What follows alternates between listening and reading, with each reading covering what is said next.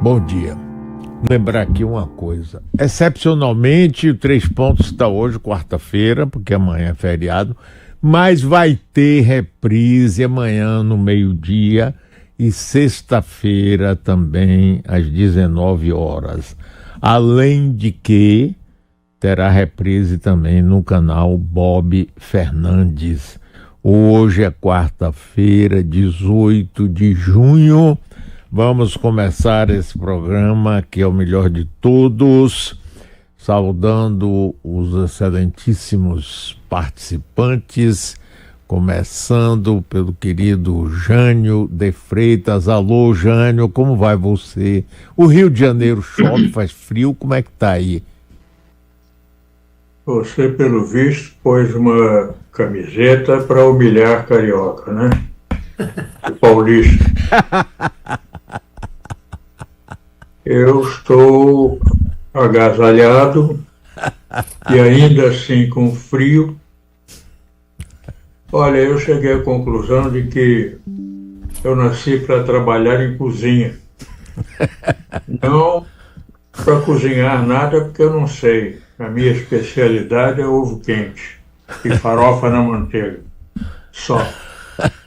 Mas para ficar perto de um calorzinho do forno e do fogão, porque o negócio é calor. O negócio de inverno, de esqui, as pessoas vão esquiar, tudo tremendo de frio, batendo dente e empurrando aquele troço. Tá? Não tem cabimento nenhum. Praia é a receita. Isso!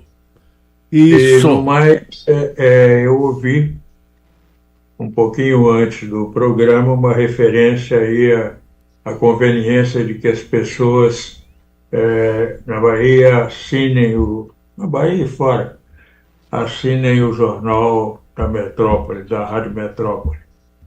Eu quero recomendar esse jornal. É muito bem feito. O jornalismo brasileiro anda repleto de erros, né? Onde a gente põe os olhos e encontra erro. Quando é gráfico, então, tem algum gráfico, alguma coisa desse tipo, inevitavelmente há erro. Ontem eu deparei que o país Sudão resolveu abandonar a África. Como é que eles fizeram, eu não sei. Mas sei que subiram enormemente, foram parar lá na Arábia Saudita, lá em cima, dentro da Arábia Saudita, não é nem que tenham ocupado a área toda do país, eu não sei como. Mas é um gráfico, hoje, em jornal, muito alto, elogiado. Isso acontece a toda hora, mas não vejo nada assim no Jornal da Metrópole. É muito bem feitinho, sabe, você sente o cuidado da edição, o cuidado de quem escreve, de quem faz o corte fotográfico, procura fazer um corte inteligente, jornalístico e esteticamente inteligente. Pessoal, veja sim o Jornal da Metrópole. Vale a pena. Ver bom jornalismo dá um grande prazer. Rapaz, maravilha, muito obrigado. Tem uma equipe aqui jovem, dedicada, que faz realmente assim. E eu vi isso de você, Jânio, é muito bom, porque estimula todos nós, principalmente os que fazem realmente isso, não é? Virou uma raridade. Estamos assinando embaixo. Claro. Sim, Sérgio Augusto e Jânio passaram bem lá nos Estados Unidos, nesse negócio lá, futebol, o Flamengo e o Botafogo, foi, Sérgio? Foram os únicos brasileiros a vencer até agora, né? Não, o Fluminense empatou, né? Empatou, o Palmeiras empatou. E o Botafogo jogou muito mal no segundo tempo. Mas o Flamengo também não jogou muito bem, não. Mas deu pro gasto. Essa Copa É uma armadilha, né? Todo jogo é perigoso. Eu vi ontem a Inter fulminando o México, quer dizer, fulminando, né? Chutando na trave, chutando para fora, e não conseguiu vencer o time mexicano, né? O Monterrey. Amanhã vai ser um jogo duro. Amanhã vai ser a segunda decisão do século para o Botafogo. Eu confesso que não levo muita fé, não. Mas, enfim. Para quem está desatento, diz o que se trata. É a Copa Mundial de Clubes. Não, e amanhã joga Botafogo e Paris Saint-Germain. Isso é fácil. Da Europa. É tiro de letra. Agora, Bob, você está no sul do país. Tá frio por aí, essas viagens de avião para esses lugares aí. Como é que é essa história, Bob? A chegada foi pelo menos meia hora ou 45 minutos. Até perdi o juízo na hora de sobrevoo, porque a gente chegou na hora que estava entrando uma frente de chuva e algo parecido com um ciclone. Então ficamos zanzando pelo céu meia hora ou 45 minutos, turbulência até descer. Estou aqui porque hoje é aniversário do maravilhoso Idel Kaplan, que completa 93 anos. Então viemos homenageá-lo. Chuva, frio, pacote completo. E turbulência. Transmita ao aniversariante um grande abraço meu, pessoal e de solidariedade. 93 por 93. Maiores de idade, né? Como eu soube que ele ia fazer 93, eu tratei de fazer também. Se adiantou. De expert para expert, né? É isso. Mas, muito obrigado. Sérgio Augusto, de quem é esse retrato atrás de você? Aqui atrás? Aquela moça ali. Mi madrecita. Muito bom. É uma atriz de cinema, rapaz. Muito bom. E cinéfila, sobretudo, ela que me viciou em cinema desde a mais tenra idade. Ela que me levava para ver filme, quando era pichotinho ainda. Isso é que se chama educação. Exatamente. Meu pai me levava só para o Cineac Trianon, que era um cinema de sessão passatempo. Minha mãe me levava para filme sério, de 2 horas de duração, 1h30. Mas era até durante a semana. E a gente tinha que esconder da vovó que tínhamos ido ao cinema no meio da semana. Quer dizer, eu fui criado assim, não houve jeito de mudar. Agora é engraçado, Sérgio, você ela falou... só era 19 anos mais velha do que eu, então ela era quase que uma irmã mais velha, ela era legal por causa disso. Sérgio, você falou de uma coisa que eu me lembrei aí, tinha Cine Passatempo, ali no edifício Avenida Central, na Barão do Rio Branco, né? Cineac. Ali, rapaz, a gente entrava, você tinha um encontro e ficava meia hora sem ter o que fazer, você entrava lá, ficava assistindo um jornal, ou então um desenho animado, um relojão mostrando a hora e você... Não, você entrava a hora que você... Quando chegasse no ponto em que você tinha pegado o filme, ou o short, ou o seriado, você saía. E tinha um slogan lindo, a sessão começa quando você chega.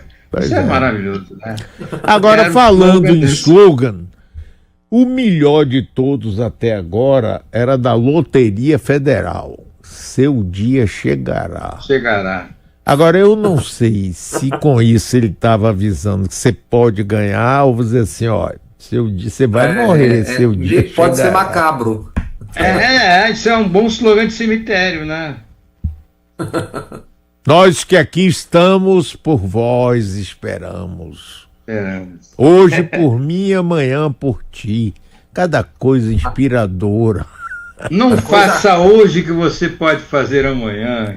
A coisa começou bem hoje, hein? Vamos acabar, não veja ilustre passageiro, belo tipo faceiro que o senhor tem ao seu lado. No entanto, acredite, quase morreu de salvou o rum creosotado. Dizem que foi Bilac Pinto que fez isso, é Bilac não, Olavo Bilac. Olavo Bilac, que porra de Bilac Pinto político, Olavo Bilac. Mas, Jânio, diga, Jânio. E um caracterizava todo o classismo brasileiro, é que no bonde vinha Havia uma placa que era assim: não falhe o torneio. Pô, É isso mesmo. Mas vamos começar aí por Estados Unidos, Israel e Irã. Gaza, tudo junto. E aí, Jânio? E aí, esse bombardeio, esse ataque de Israel ao Irã, apagou um pouco o brilho trágico do que os militares israelenses têm feito em Gaza. Mas, de repente, algo nos lembra de que esse continua sendo o episódio trágico mais importante do momento. Ontem, por exemplo, final da noite, a televisão alemã, televisão oficial alemã, Deutsche Welle, não? Deutsche Welle. transmitiu um pequeno documentário, um registro jornalístico mais duradouro, muito bem feito, de um momento assim naquela guerra. De alguma maneira, soldados israelenses e funcionários ali em Gaza atraem aqueles famintos para a coleta, o recebimento de algumas ajudas alimentares, alguns pacotes. E quando se junta um número expressivo, os soldados israelenses simplesmente abrem fogo de fuzis e metralhadoras sobre o grupo.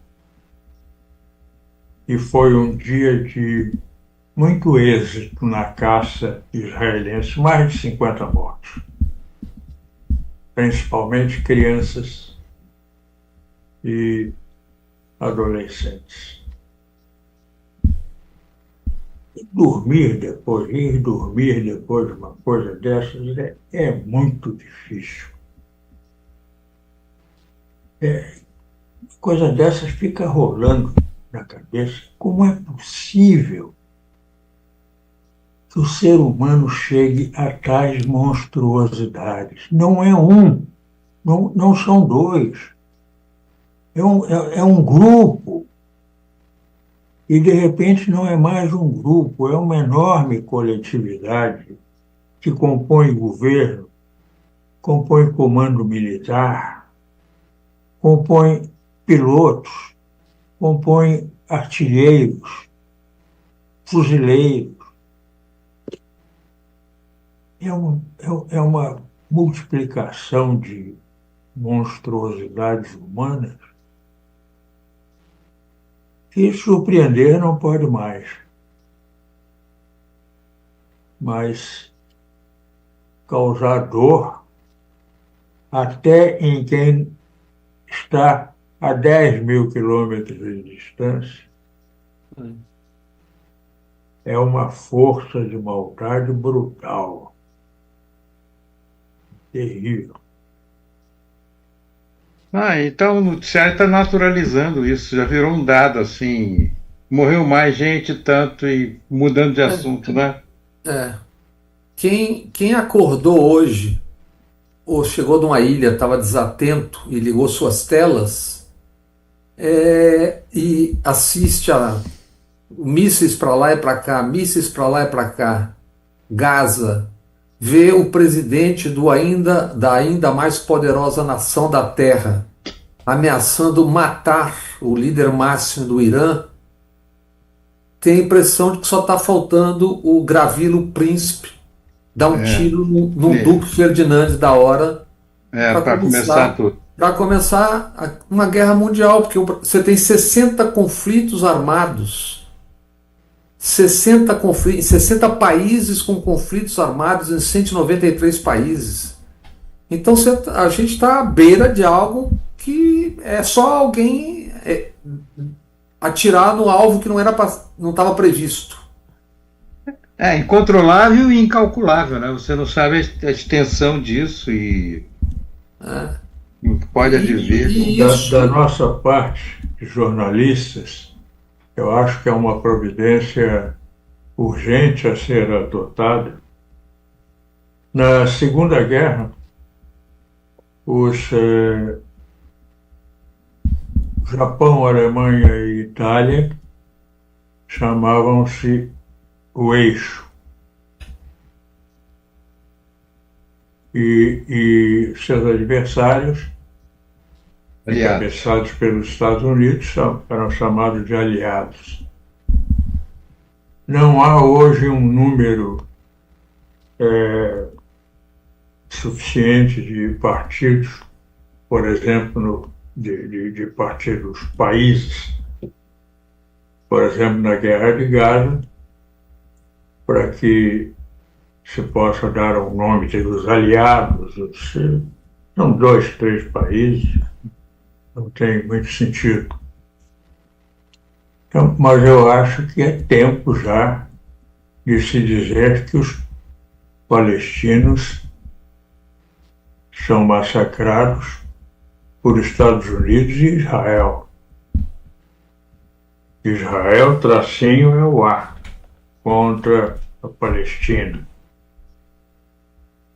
É o A, tracinho, Ucrânia contra a Rússia. Porque os Estados Unidos participam, basicamente, tanto quanto Israel, por exemplo. Os aviões e os foguetes de Israel não existiriam, não seriam o elemento da barbaridade sem o armamento americano, sem a munição americana. Os foguetes... Só os americanos têm essa bomba que perfura a montanha e vai atingir o coração do poder nuclear. Né? Essa Bunkbuster. Os caças que estão indo ao Irã e suas bombas, seus foguetes, são americanos. Os americanos estão tanto na guerra, no ataque ao Irã, quanto qualquer dos pilotos e artilheiros e comandantes e governantes de Israel. E, Jânio, apesar da complexidade das interconexões entre países, ao fundo são duas ditas civilizações que podem morrer abraçadas. É isso que o mundo está assistindo nas telas como se fosse um filme, né? Porque isso que eu estava falando para o Sérgio antes, tem um novo livro de um personagem que eu já chamei aqui, chamado Da Empoli, que foi assessor do Matteo Renzi, primeiro-ministro italiano, escreveu Os Engenheiros do Caos, O Mago do Kremlin, e agora ele lançou o livro novo, que trata dos autocratas e dos magnatas digitais, chama Os Predadores.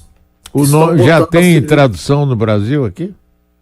Saiu pela Vestígio, eu achei por acaso na Feira do Livro no Pacaembu, no fim de semana, já tem, a Vestígio lançou agora no começo de junho, tá acabando de lançar. Os Predadores é o nome? Os Predadores, os autocratas e magnatas digitais que estão pondo o mundo à beira do abismo. E aí ele fala de Bukele, Trump, Mohammed bin Salman, ele descreve várias cenas desses personagens e depois trata das redes. Porque isso tudo porque quanto mais violento, mais polêmico, mais audiência, né? E fica todo mundo assistindo como se fosse um videogame isso, né? Então o mundo não está indo para as ruas como deveria, porque fica todo mundo acompanhando a guerra. Já viu a guerra hoje? Quem atira agora? A contagem de mortes, como se fosse um joguinho. Não, já tem gente reclamando que não tem mais saco para o noticiário, precisa da guerra, e vão ver uma novela ou qualquer coisa, mudar, vão ler Não, e quando a gente muda para nossa novela, isso, olha, e o Brasil que não está em guerra tem 70, ó, pra você ver como é doido, temos 72 facções ao menos e matamos ao longo dos últimos 40 anos nunca menos do que 40 mil pessoas por ano, homicídios. O Cláudio Leal, na época do Terra Magazine, isso já tem 13 anos, 14 anos, fez uma matéria quando o Brasil atingia o 1 milhão de homicídios. Já está batendo em 2 milhões de homicídios. E isso nós não estamos em guerra, né? A nossa guerra tem um outro nome, você uma outra repetir, definição. Que é... Bob, o pessoal está pedindo para você repetir o nome do autor do livro. Giuliano com G, Giuliano da Empoli. Editora Vestígio. Sim, tá. Perfeito. Aliás, essa denominação dada aos chefões da barbaridade é muito boa, né? Os predadores. Ele puxa no título do livro. Eles são exatamente isso, predadores da vida humana e do próprio mundo, da materialidade do mundo, aquela destruição que os americanos fizeram no Iraque, na região dos rios Tibre e Eufrates. A riqueza arqueológica daquela região era uma coisa deslumbrante, fascinante. O assalto às peças e a pedaços de material arqueológico, aos monumentos, às estátuas, foi uma coisa brutal. Nova York hoje tem, se pudesse exibir, tem uma quantidade fantástica desses restos de Bagdá e proximidades. Inclusive ali, a famosa Ur.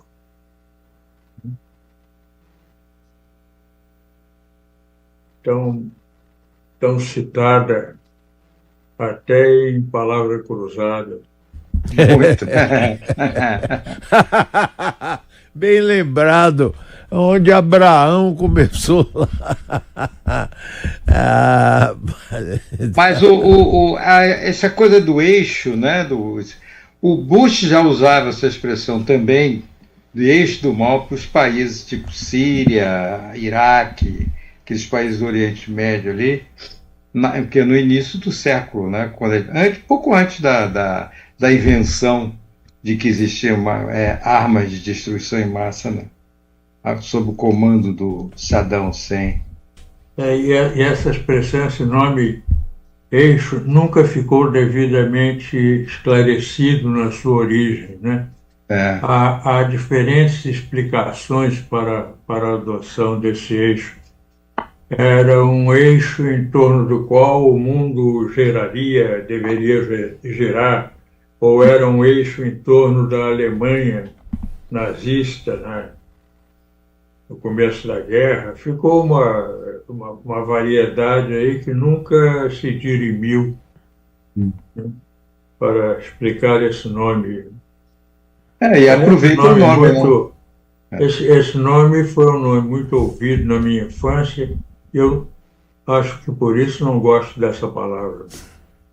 Em inglês é axis. Eixo. Em português é muito feio. Em inglês agora, vem cá.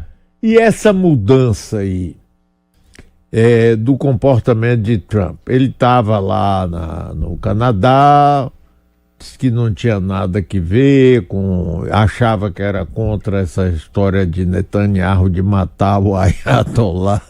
Eu tenho que dar risada porque tem coisas tão bizarras, né? Aí ele se pirulita do Canadá direto para os Estados Unidos e muda completamente a conversa. Manda avião e exige rendição incondicional. Rendição incondicional de quê? O Irã está em guerra com os Estados Estados Unidos está em guerra com o Irã. Que história é essa? Quem sabe explicar isso aí? Mário, a impressão que fica é que o chamado Deep State tomou conta da brincadeira, né? Deu ordens. Chegaram os profissionais e deram ordens, né? Ele mandou lá, ele é o xerife. Mas estava se embananando porque já teve o racha. Primeiro o Jeff Bezos não gostou não sei do que, depois o Elon Musk também, como era absolutamente previsível, tornou-se o bode expiatório, né? Os dissensos internos se avolumam, passeatas pelos Estados Unidos a semana passada, no fim de semana todo. Então ele começa a ter que jogar para fora também, né? Ontem o senador Bernie Sanders, que se Deus existe um dia será presidente dos Estados Unidos, Na fez próxima uma... encarnação. Inclusive ele não tem mais idade para esperar muito tempo.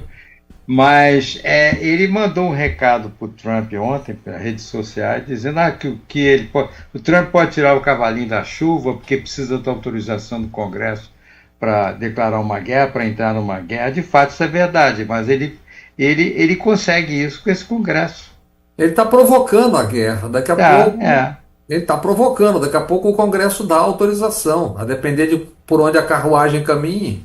Agora, Bob, você acabou de falar que a impressão que fica, aí eu me lembrei de um ditado bem baiano. Nossa Senhora. O amor que fica... Não, é o de Taparica, rapaz. Amor de coração, fica olha, ou não. Deixa de agonia, Bob. Porra, amor que fica é de Taparica, da ilha, rapaz. Mas deixa eu explicar. Para quem não está acompanhando, a Rádio Itaparica tinha um locutor com a voz assim, um barítono, que dizia: Itaparica, o amor que fica. É isso que o Mário está se referindo. Exatamente. É o amor que fica. Amor de coração, fica ou não. Pois é. De um outro tempo, digamos assim, né? Essa Taparica mal se explica, viu? De um outro tempo. Mas isso que o Bob se referiu e tal, ou Mário, a necessidade de aprovação do Congresso e tal, isso os americanos resolvem com grande facilidade. Na guerra do Vietnã, eles queriam iniciar o bombardeio aéreo do Vietnã do Norte. Então, pura e simplesmente, divulgaram um ataque que os vietnamitas teriam feito a um navio americano que entrara no Golfo de Tonkin, no leste do Vietnã, e foram atacados e tal, e revidou, e isso justificava um crescimento, um avanço, um aumento do uso de força dos Estados Unidos e, portanto, as B-52, que no final jogaram sobre o Vietnã tonelagem de bombas maior do que toda a tonelagem usada pelos Estados Unidos na Segunda Guerra Mundial, nos 4 anos de Segunda Guerra Mundial. Naquele pequenino país, até hoje, os vietnamitas procuram resíduos de bombas. Minas.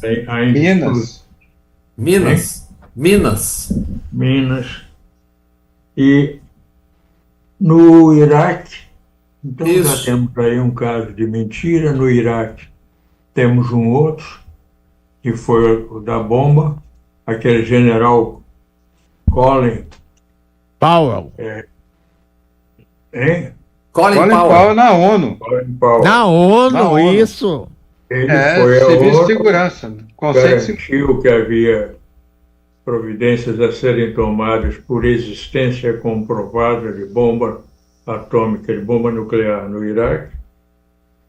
Mais tarde, quando o candidato indicado, pelo menos, para ser candidato dos republicanos à presidência da República, com boas chances, aliás, ele, como diria o Alexandre Moraes, declinou e, por uma razão, ele precisava reconhecer que tinha mentido no episódio das bombas do Saddam,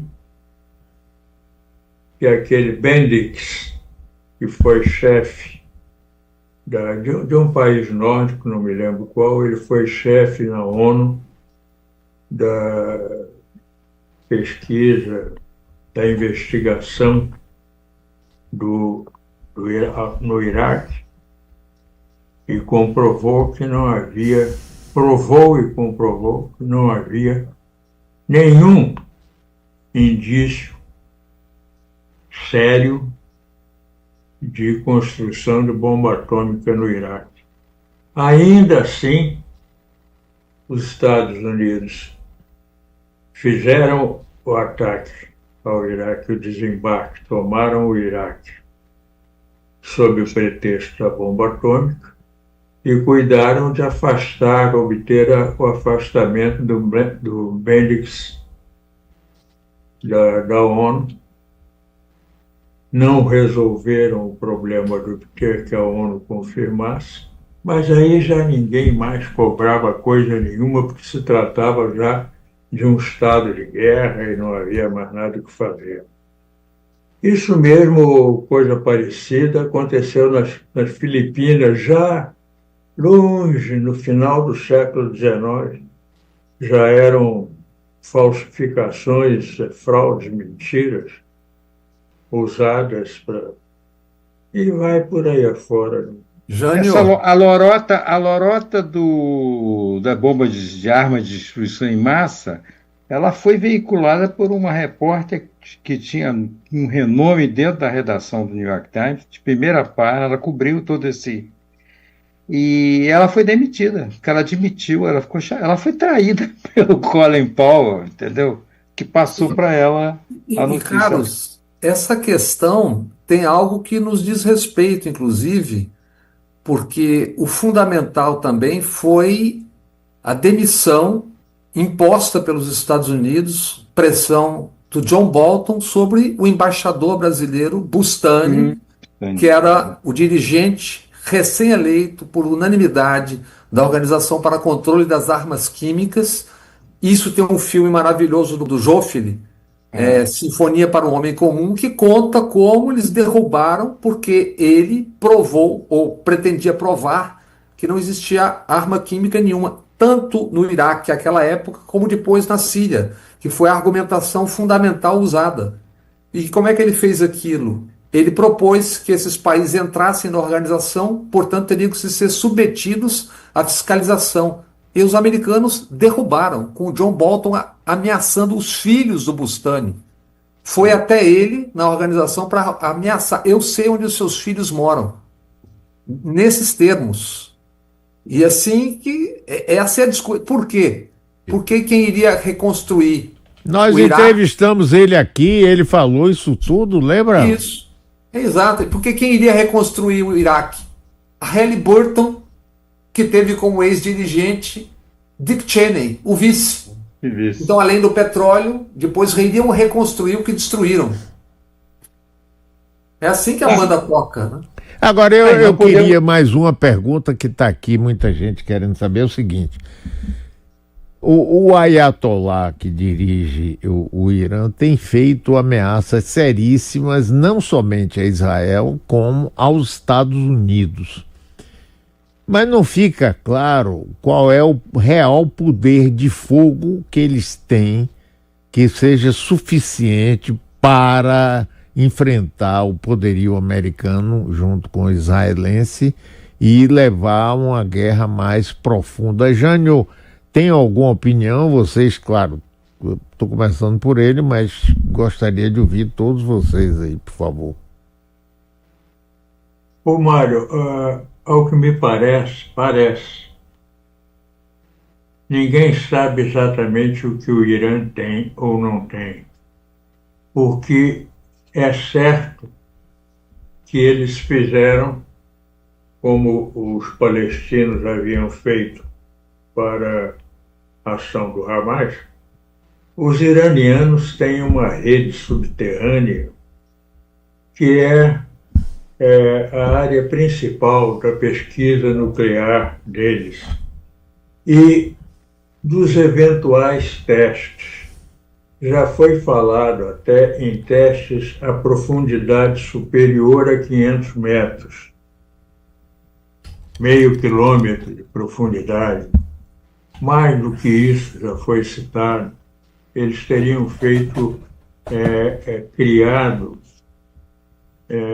testes menores do que os captáveis, a partir dessa profundidade, menores Não do que os desista de captáveis. cobrar.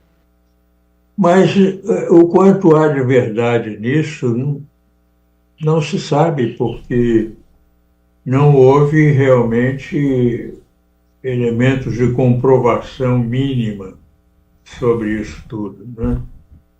Eles haviam concordado, quando fizeram o acordo com os Estados Unidos e outros países, eles haviam concordado com inspeções, permitiram as inspeções, né?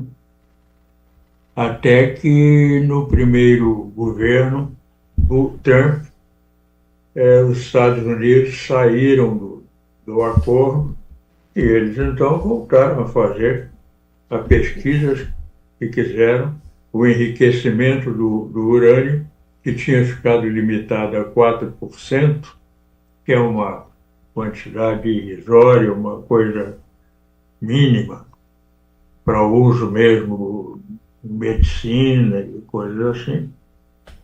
Mas voltaram. Tá bom, se os Estados Unidos não estão garantindo a sua posição em relação ao Irã, o Irã também não tem nenhum motivo para estar garantindo coisa nenhuma a ninguém.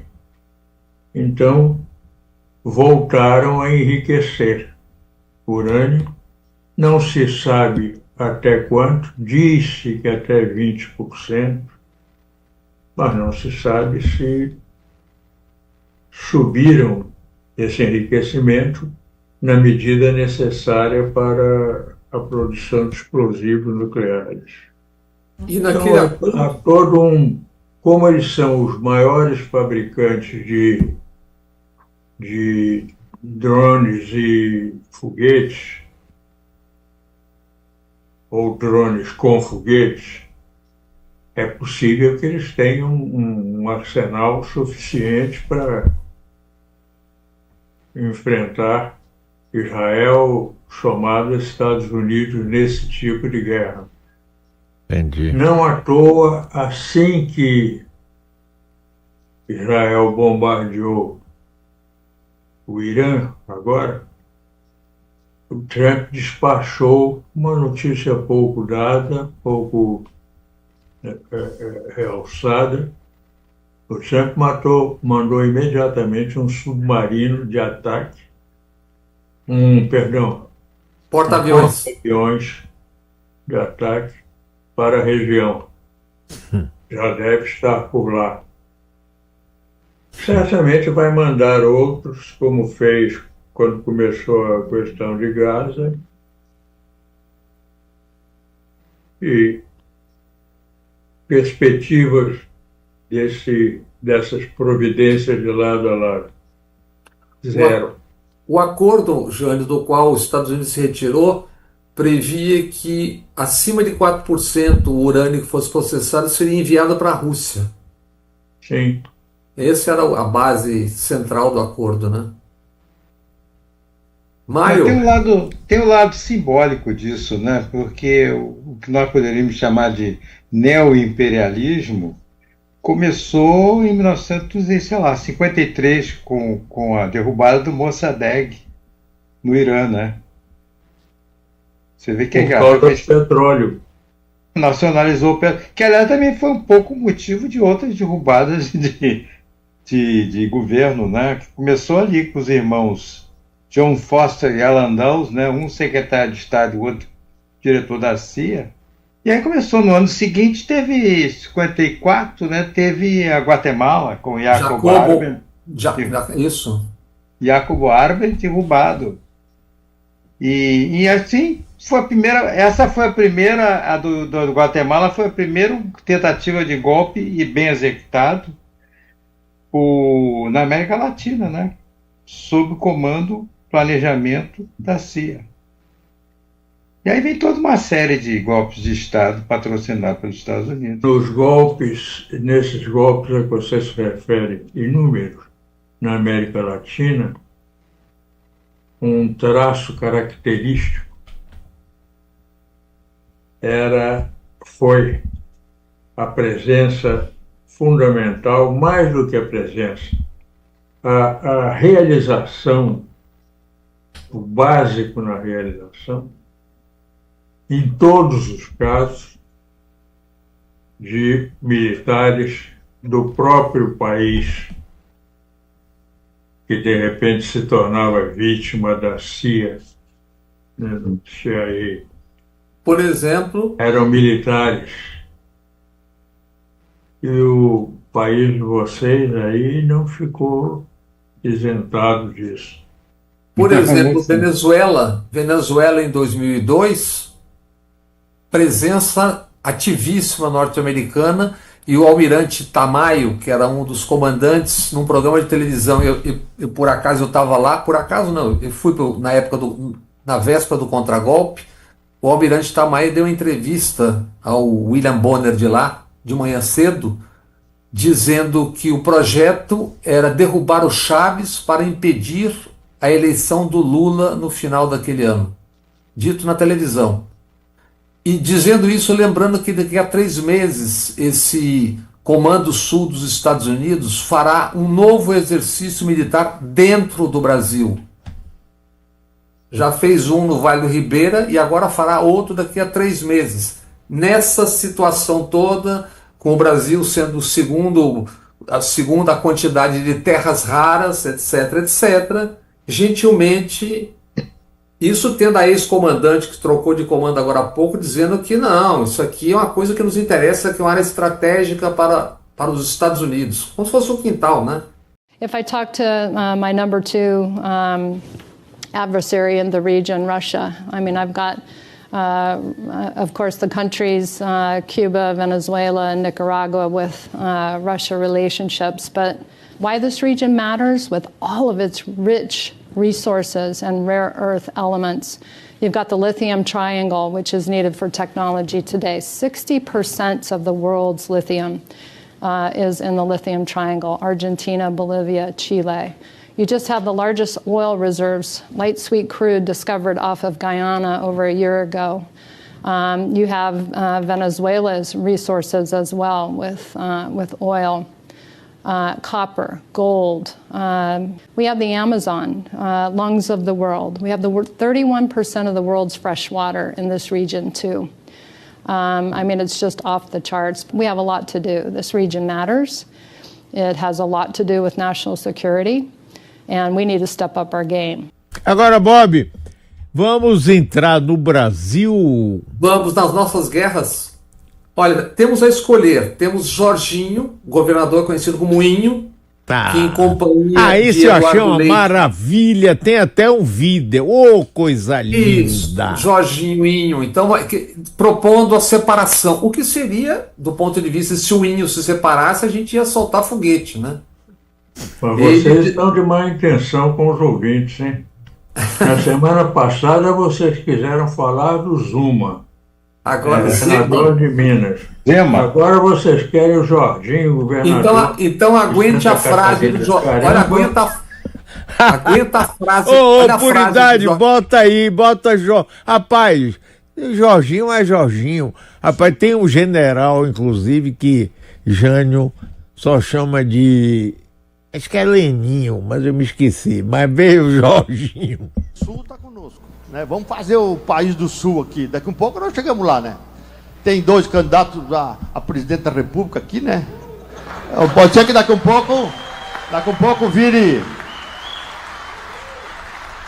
Daqui a pouco, se o negócio não funcionar muito bem lá pra cima, nós passamos uma trena por lado de cá, né? E fazemos o Sul é nosso país, né? Olha, isso é um rematado idiota. Isso é um discurso de um imbecil governando um Estado. Não é por acaso, e eu não estou me referindo ao Estado como todo, mas existe quem bata palma para isso. Na entrada da Universidade Federal de Santa Catarina tem uma placa grande dizendo o seguinte: se você souber de atos ou de atitudes nazistas, denuncie. Está na entrada da Universidade Federal de Santa Catarina, eu estive lá há pouco. Olha, o Graciliano Ramos, ele próprio, alagoano, ele sugeriu que o estado de Alagoas fosse transformado num golfo, que todo grande país, nação continental como o Brasil, precisa de um golfo. O Brasil não tem um golfo. Eu já adaptei essa sugestão do Graciliano Ramos para Santa Catarina. Você pode abrir bem a linha de Camboriú e fazer um grande golfo de Santa Catarina.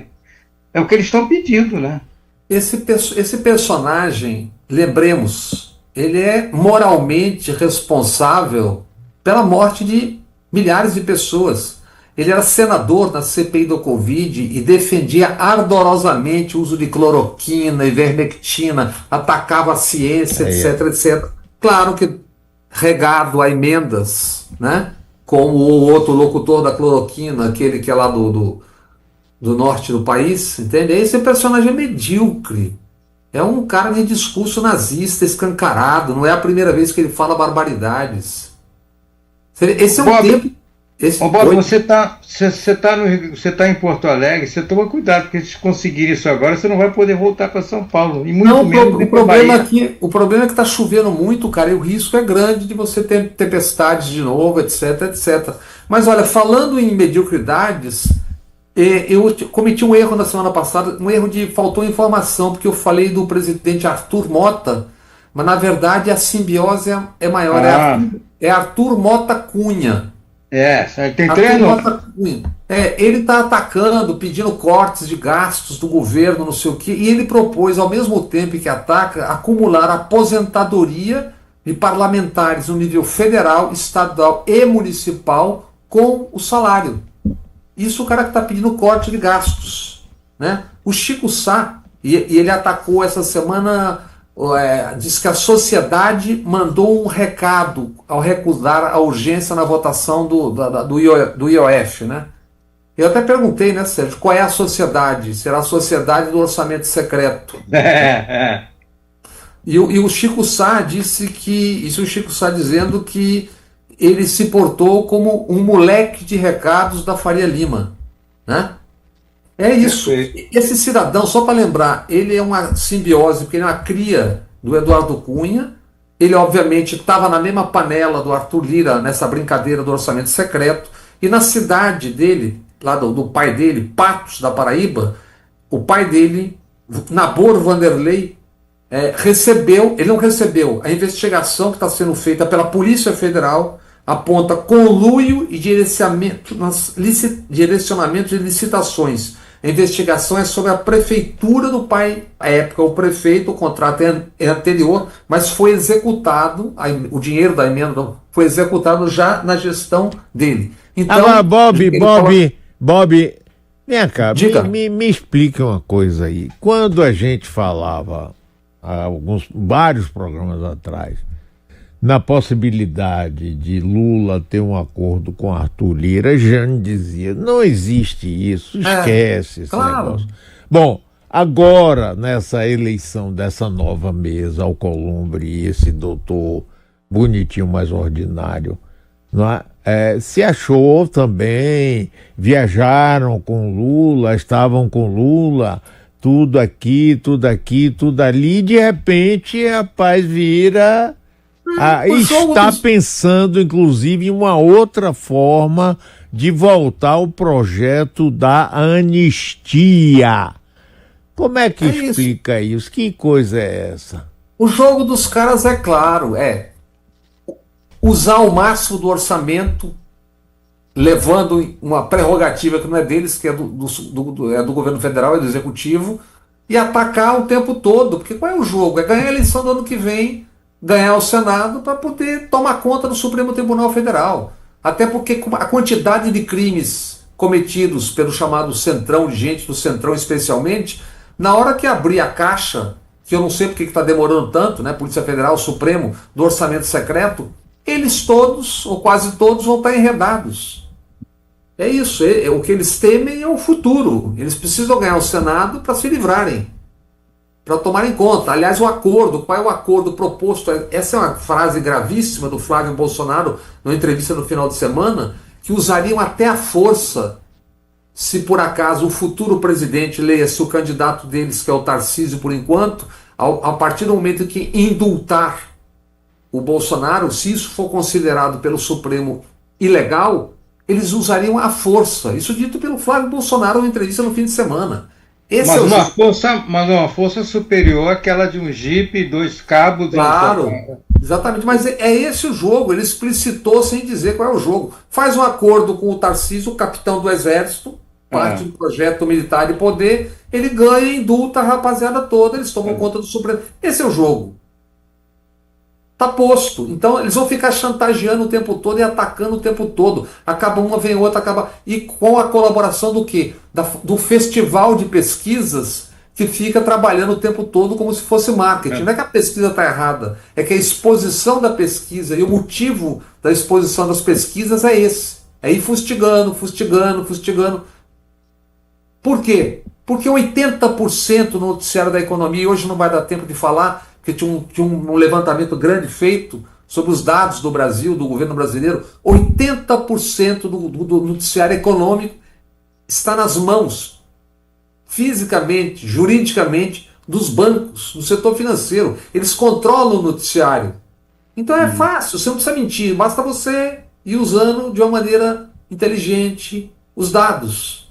Esse é o jogo. Desconhece plenamente tudo o que aconteceu na visita do Lula à França, o que foi dito para Anne Hidalgo sobre Lula, a conversa do Lula com o primeiro-ministro do Canadá ontem. Isso não existe. Cadê? O que o primeiro-ministro disse para o Lula? Por que não botam isso? Sabe por quê? Porque é elogioso. Isso não é uma defesa do Lula. Isso é uma crítica à cegueira, à viseira no noticiário. E quando você se dispõe a dizer isso, é porque é isso, é porque é... Não é, cara. É que estão negando informação e produzindo informação com objetivo claríssimo, político e eleitoral.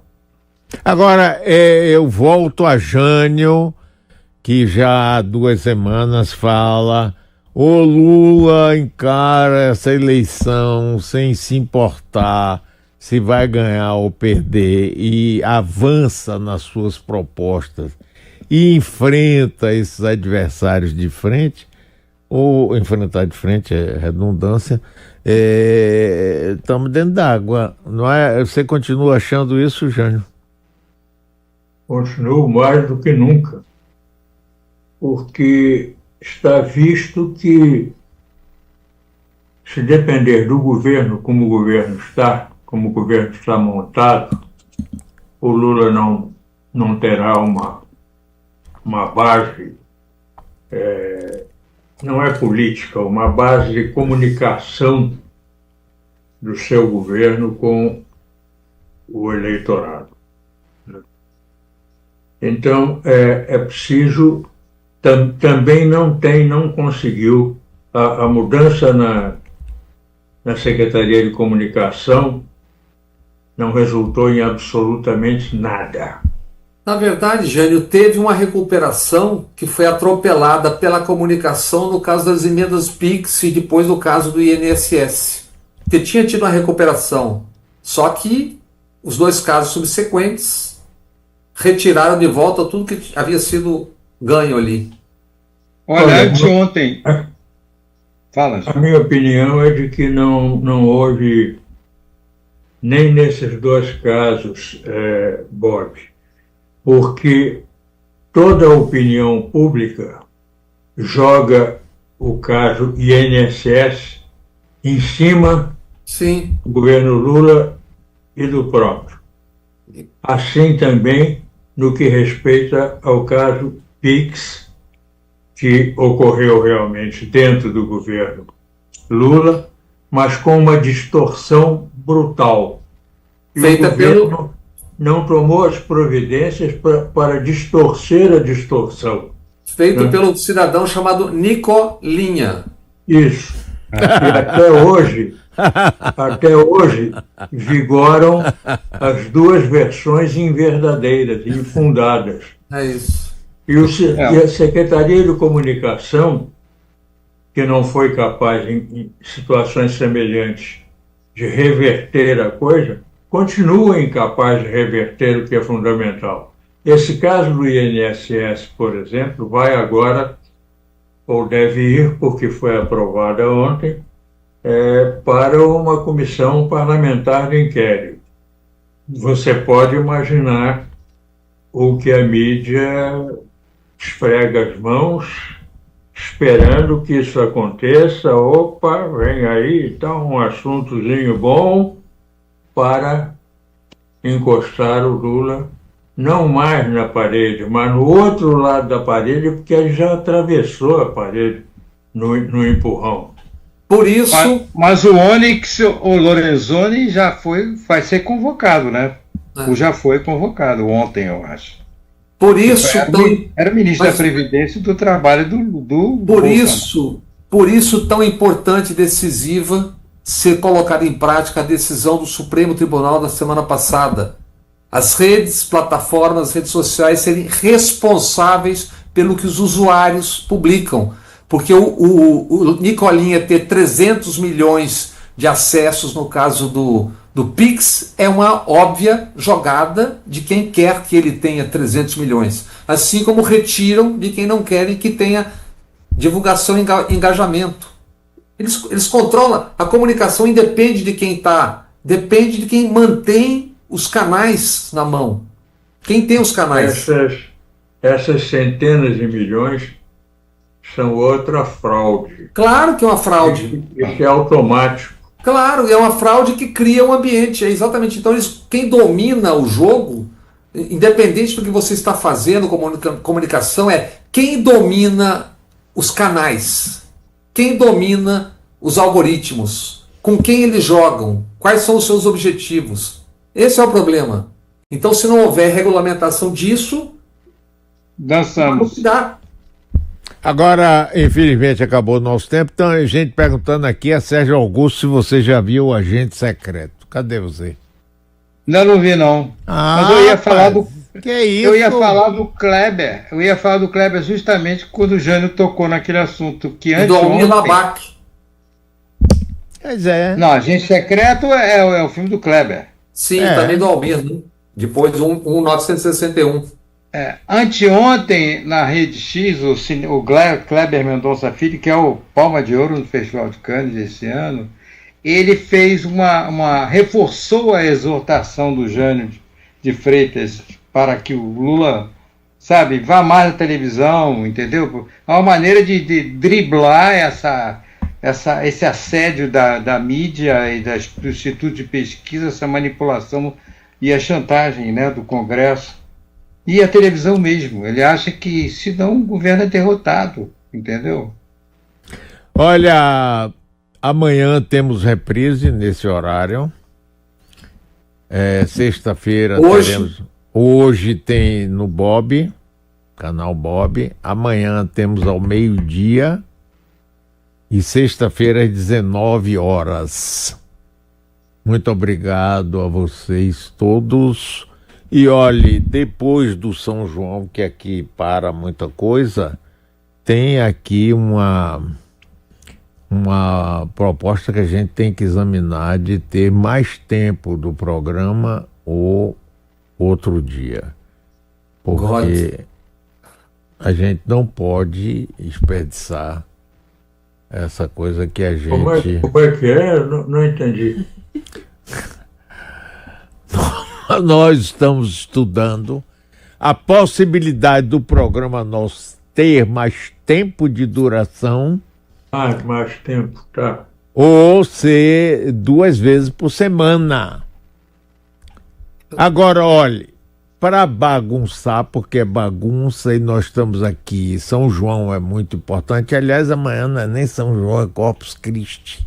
Com todo respeito, tem um abraço para todos vocês, sempre muito obrigado. Vamos finalizar com, rapaz, eu nem vi, mas tem um videozinho aí muito bagunçado. Cadê? Como que o senhor faz para tomar banho nesse frio? Ultimamente só tomo banho de sinuca. Eu só lavo as bolas, o taco e o buraco. Que é isso, hein? Tchau, Jânio, querido, Sérgio, Bob. Até Abraços, a próxima. queridos. Abraço a todos. Todos.